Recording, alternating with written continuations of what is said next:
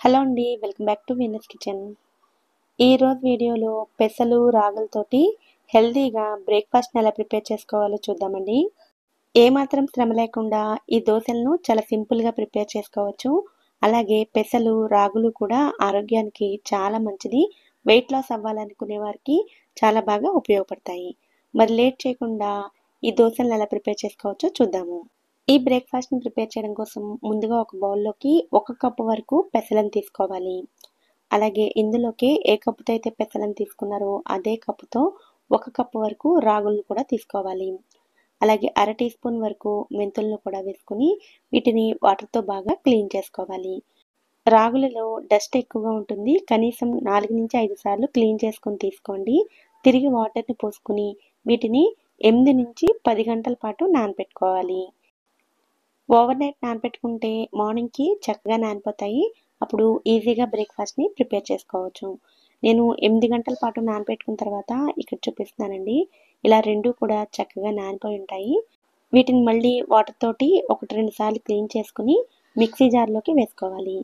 ఇందులోకి 2 నానబెట్టిన ఎండుమిరపకాయలను వేసుకోవాలండి. నేను ఒక 20 నిమిషాల పాటు ఈ ఎండుమిరపకాయలని వాటర్‌లో నానబెట్టుకున్నాను. ఇలా నానబెట్టుకోవడం వల్ల ఈజీగా గ్రైండ్ అవుతాయి. ఎండుమిరపకాయలకు బదులుగా పచ్చిమిరపకాయలైనా సరే మీరు వేసుకోవచ్చు. ఇందులోకి అర టీ స్పూన్ జీలకర్ర, ఒక రెమ్మ కరివేపాకు, రుచికి సరిపడా ఉప్పును కూడా వేసుకుని ముందు కొద్దిగా గ్రైండ్ చేసుకుని తర్వాత కొంచెం కొంచెం వాటర్ వేసుకుంటూ మెత్తగా గ్రైండ్ చేసుకోవాలి.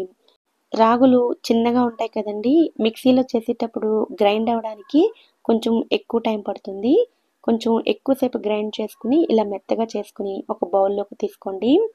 ఇలా దోసల పిండి కన్సిస్టెన్సీలోకి ఉంటే సరిపోతుందండి. ఇలా రెడీ చేసుకుని ఈ పిండితోటి వెంటనే దోసలను వేసుకోవచ్చు. లేదంటే 4 గంటల పాటు ఫెర్మెంట్ చేసైనా సరే దోసలను వేసుకోవచ్చు. నేనైతే వెంటనే దోసలను వేసి చూపిస్తున్నానండి.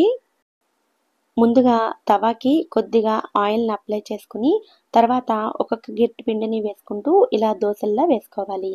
వీటిని మీరు వీలైనంత పల్చగా కూడా వేసుకోవచ్చు. ఈ దోసలను నెయ్యి లేదా నూనెతో కూడా ప్రిపేర్ చేసుకోవచ్చు. దోసలు బాగా కాలినట్లయితే ప్యాన్ నుంచి వాటంతట అవే సెపరేట్ అవుతాయండి. చాలా ఈజీగా వాటిని తీసుకోవచ్చు.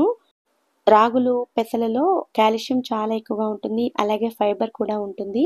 వీటిని బ్రేక్ఫాస్ట్‌గా తీసుకోవడం వలన ఎక్కువసేపు ఆకలి వేయకుండా ఉంటుంది. దానివల్ల వెయిట్ లాస్‌కి కూడా ఇవి బాగా ఉపయోగపడతాయి. ఇలాగే అన్ని దోసలను ప్రిపేర్ చేసుకోవాలి. ఇలా ప్రిపేర్ చేసిన ఈ దోసలను స్పైసీగా ఉండే చట్నీతో సర్వ్ చేసినట్లయితే చాలా చాలా బాగుంటాయి. ఈసారి సింపుల్‌గా హెల్తీగా బ్రేక్ఫాస్ట్ ప్రిపేర్ చేయాలనుకుంటే ఇలా పెసలు రాగులతోటి మీరు కూడా తప్పకుండా ట్రై చేయండి.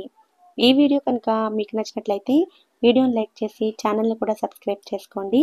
నోటిఫికేషన్స్ మిస్ అవ్వకుండా ఉండడం కోసం బెల్ ఐకాన్ని కూడా యాక్టివేట్ చేసుకోండి. Thanks for watching.